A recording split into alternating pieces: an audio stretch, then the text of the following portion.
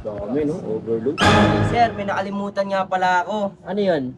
Yung kamote. Kamote kasi ako eh. Aray ko! Ito mga tol yung ano, Swirly Bites. Tara. Boss, ito ba yung nagkitrending na halo-halo dito sa may South Signal? Yes po, sir.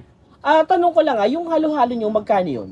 Meron po tayong tig 70 at saka tig 90 po. 70 tsaka 90. Ano yung pinagkaiba po ng dalawa? Yung 70 po is regular lang po, pero meron po siyang leche flan sa taas. Ito yung leche plan. Yes po. Ay, ayos din yung leche plan nila, oh.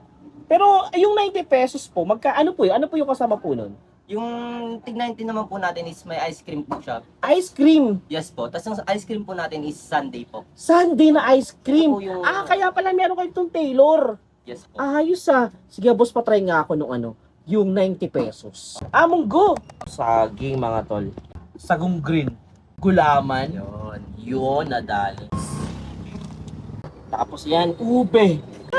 Alam mo Tapos gatas. Pak! Aray ko! Dito lang po kami matatagpuan sa number 3 Luzon Street, South Signal Village po. Bubukas po kami ng 12 ng tanghali hanggang 9 ng gabi po.